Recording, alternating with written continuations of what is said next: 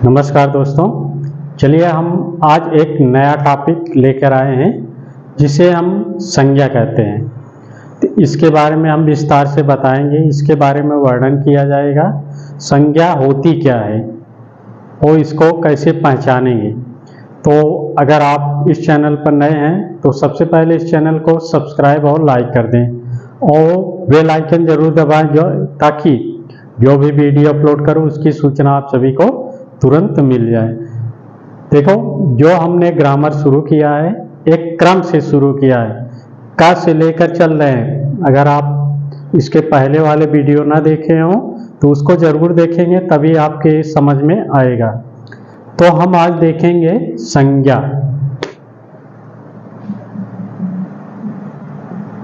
संज्ञा, अब संज्ञा क्या होती है, संज्ञा किसे कहते हैं। जैसे मान लो कोई व्यक्ति है, उसको हम कैसे पहचानेंगे कि वो कौन सा है, यानी कौन है, उसका क्या नाम है। तो संज्ञा का मतलब है कि जो भी पहचान के लिए उसको जो सूचक शब्द दिया जाता है, एक तरह समझ लें। जैसे पहाड़ को हम कैसे पहचानते हैं कि उसका पहाड़ नाम है। राम को कैसे पहचानते हैं, उनका राम नाम है। और लक्ष्मण, कोई भी हो, हर्ष, कोई भी नाम ले लें तो उसको हम कैसे पहचानेंगे, उसके नाम से। तो संज्ञा का मतलब भी होता है वही नाम। किसी की पहचान के लिए जो उसका नामकरण या नाम दिया जाता है वही हमारा संज्ञा है। तो इसके बारे में हम देखेंगे, इसके कितने भाग हैं। जो व्याकरण में, हिंदी साहित्य के व्याकरण में जो अनेक विद्वान आए हैं, उन्होंने इसको किसी ने 3 भाग माना है तो किसी ने 5 भाग माना है। तो इसकी पहचान पहले देखेंगे। संज्ञा की कहीं भी देखेंगे परिभाषा अगर आ जाए तो कैसे लिखेंगे संज्ञा की परिभाषा।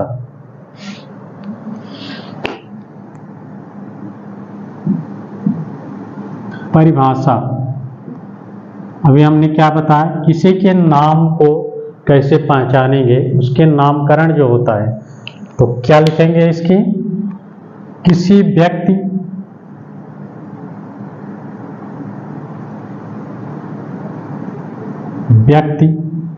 वस्तु, स्थान, भाव आदि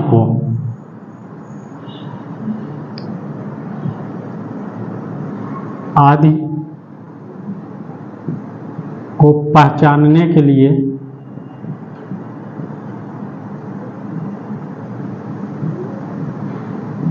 हम संज्ञा का प्रयोग करते हैं। किसी व्यक्ति, वस्तु, स्थान, भाव आदि को पहचानने के लिए हम जो नाम देते हैं, नामकरण करते हैं, वही संज्ञा है। समझ में आया। कोई व्यक्ति है, उसको कैसे पहचानेंगे, उसके नाम से। कोई वस्तु है, जैसे लोहा है, सोना है, चांदी है, इसको कैसे पहचानेंगे, वस्तु के नाम से। स्थान है, कोई स्थान है, उसको भी नाम से पहचानेंगे। भाव, कोई भाव अगर व्यक्ति है तो किसी का द्रव्य का भाव लेते हैं हम बाजार में, मार्केट में, तो उसी तरह आदि को पहचानने के लिए हम जो उसका नामकरण करते हैं, जो नाम देते हैं, वही हमारा संज्ञा है। अब नहीं भूलेगा, ये व्यवहारिक रूप में परिभाषा है। इसकी अगर वास्तविक परिभाषा लिखनी है तो इस तरह होगा, किसी व्यक्ति, वस्तु, स्थान या भाव, गुण आदि के नाम को हम संज्ञा कहते हैं। इसकी एक या 1.5 लाइन की इसकी परिभाषा हो गई। अब देखें, संज्ञा की परिभाषा हो गई। इसके बाद हम इसके भाग देखेंगे। सबसे विवादित ये होता है कि इसके भाग कितने हैं। कुछ विद्वान 3 मानते हैं, कुछ लोग 5 मानते हैं, लेकिन अक्सर प्रश्नों में पूछा जाता है तो 5 ही सही माना जाता है। तो कैसे हम देखेंगे? प्रकार, संज्ञा के प्रकार।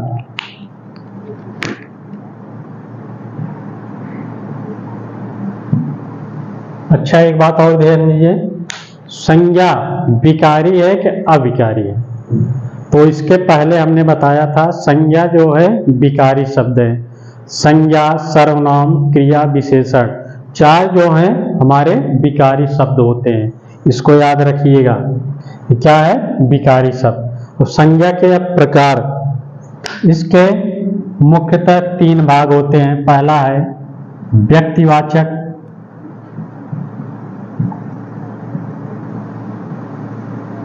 संज्ञा, दूसरा है जातिवाचक संज्ञा,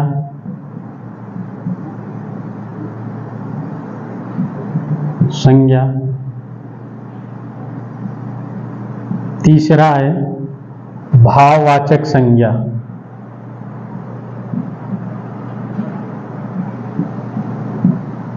अब हम देखेंगे तो ये तो हमारे तीन ही हुए, लेकिन जातिवाचक संज्ञा जो है इसके दो भाग करते हैं।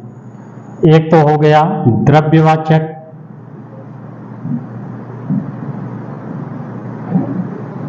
एक हो जाएगा समूहवाचक।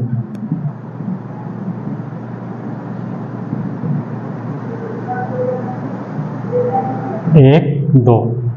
अब अगर हम देखेंगे कोई कोई विद्वान है तीनों पांचों को अलग अलग दिखाता है, लेकिन तीन ही हैं, इसके दो भाग हो जाते हैं। ठीक, तो एक एक करके हम देखेंगे। व्यक्तिवाचक संज्ञा किसे कहेंगे, कहाँ पहचानेंगे? जातिवाचक क्या है, भाववाचक क्या है, द्रव्यवाचक क्या है, समूहवाचक। अच्छा, देखिए यहाँ व्यक्ति, व्यक्ति का मतलब है व्यक्तिगत, अपना व्यक्तिगत समझिए। व्यक्तिगत यानी व्यक्तिवाचक। व्यक्तिगत का मतलब जो अपना नाम हो, किसी और का नाम हो, तो क्या आ जाएंगे? व्यक्तिगत। जाति में एक ही जात के व्यक्ति का बोध होता है, या पदार्थ या समूह कुछ भी है, तो इसमें एक ही जाति का होगा। इसमें एक जात के होते हैं, तो इसमें दो भाग क्यों करते हैं? द्रव्य। द्रव्य का मतलब है जो पदार्थ जिसको हम नाप तौल सकते हैं, वे द्रव्य हो गए। और समूह है जो एक समूह में, सेना, संसद, ये सब क्या है? एक समूह में रहते हैं। अब इसका एक एक करके हम विस्तार से देखेंगे। पहले हम व्यक्तिवाचक संज्ञा देखें, किसे कहेंगे? एक सरल भाषा में देखिएगा। व्यक्तिवाचक किसे कहेंगे? जहां पर जिस संज्ञा से एक व्यक्ति, वस्तु, स्थान का बोध हो, उसे हम व्यक्तिवाचक संज्ञा कहेंगे। व्यक्तिगत हमने कहा एक ही व्यक्ति का, तो क्या है? जहां पर एक ही व्यक्ति का बोध हो वहां पर व्यक्तिवाचक संज्ञा होगी। व्यक्तिगत इसका मतलब समझ लेना। जैसे यहाँ पर किसी व्यक्ति में राम, सीता, व्यक्ति, स्थान में हिमालय,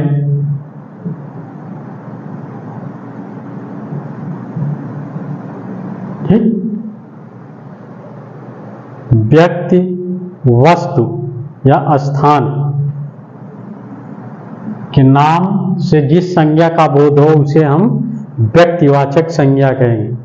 राम किसी एक पर्सन का नाम है, सीता किसी एक पर्सन का नाम है, हिमालय भी एक ही है।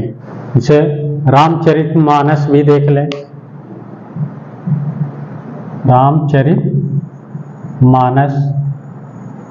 साइकिल,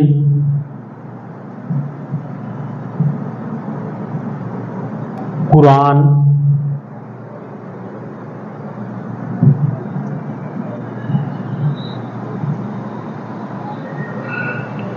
ठीक। इस तरह से हमारे क्या है?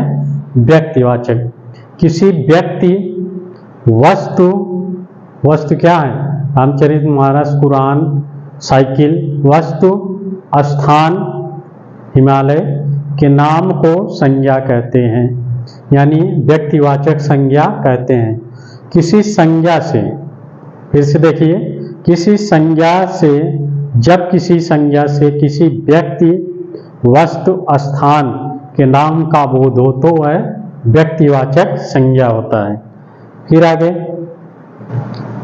जातिवाचक संज्ञा, जहां पर एक ही जात का बोध हो।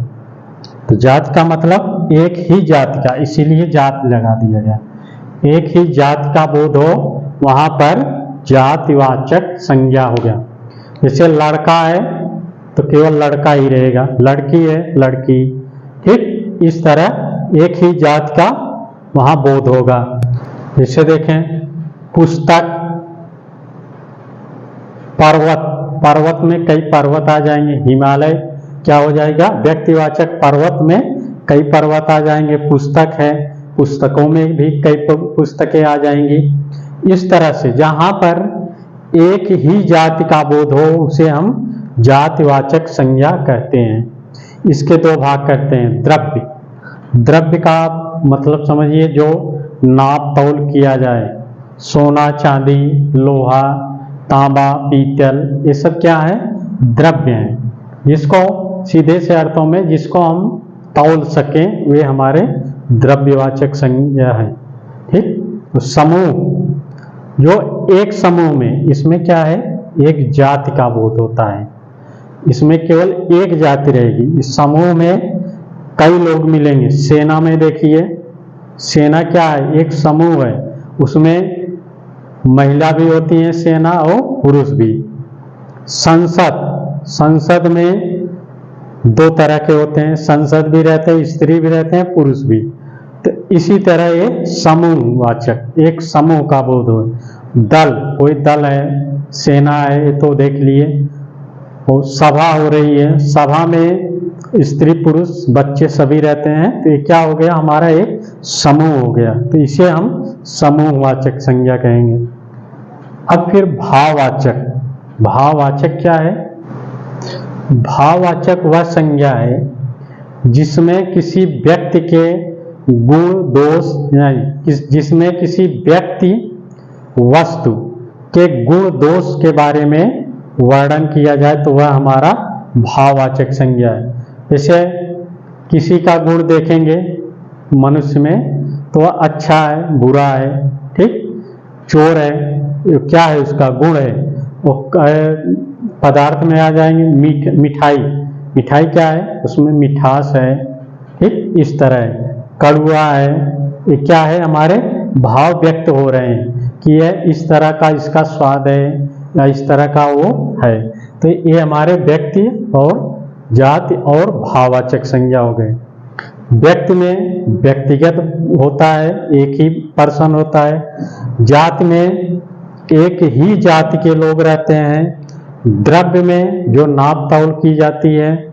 समूह में इसमें कई लोग इकट्ठा होंगे, सेना हो गए, तो इसमें एक ही जाति नहीं होता, समूह, सभी लोग इकट्ठा रहेंगे। भाव में जिसके कोई व्यक्ति है या वस्तु है उसके गुण दोष के बारे में बताया जाए तो वह भाववाचक संज्ञा है।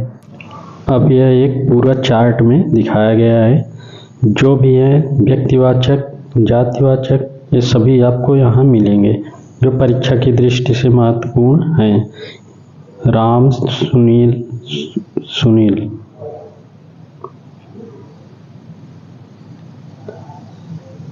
सीता,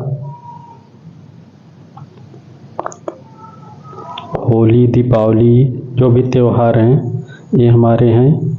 गंगा, जो भी नदियां हैं, नदियों के नाम। भारत, उत्तर, दक्षिण, ये सभी देश, जो उत्तर, दक्षिण, पूर्व, पश्चिम आ जाएंगे हमारे। और यहाँ पे ये देखिए जो भी हैं ये सब कुछ आंदोलन हुए थे उसके बारे में है। भारत छोड़ो आंदोलन, सोमवार, मंगल, बुधवार। और इसके बाद यहाँ देखिए जो भी है ये सभी व्यक्तिवाचक संज्ञा के अंतर्गत। द्रव्यवाचक में आप देखेंगे इसमें जो ना तो लोहा जो तौले जाते हैं, सोना, चांदी, पीतल, दूध, दही, पेट्रोल, डीजल, घी, कोयला, ये सभी जो तौले जाए वे सब हमारे द्रव्यवाचक के अंतर्गत आते हैं। ठीक, तो इसमें हम जो भी देखेंगे परीक्षा की दृष्टि से। अब जातिवाचक, एक जाति का जहाँ बोध हो उसे हम जातिवाचक संज्ञा कहते हैं। लड़का, जहाँ लड़के ही रहे, लड़की, जहाँ लड़कियाँ, वकील देखें, वकील में जहाँ सभी वकील, और पर्वत, कई पर्वत रहते हैं, हिमालय पर्वत, इस तरह के नाम जो आ जाए वे हैं। गांव, एक गांव में कई घर रहते हैं। और तूफान के अंतर्गत कई आते हैं। पुस्तकालय, जहाँ कई पुस्तकें रखी जाती हैं, वे सब हमारे। फिर पशु के अंतर्गत कई पशुएं, गाय, भैंस जो भी हैं ये आ जाएंगे। पर ये सब देखें, वर्षा, भूकंप, ये तो जातिवाचक। अब जो भी हैं ये सब परीक्षा की दृष्टि से महत्वपूर्ण है, इसको आप देख लीजिए। ठीक, तो चलिए इसी के साथ नमस्कार।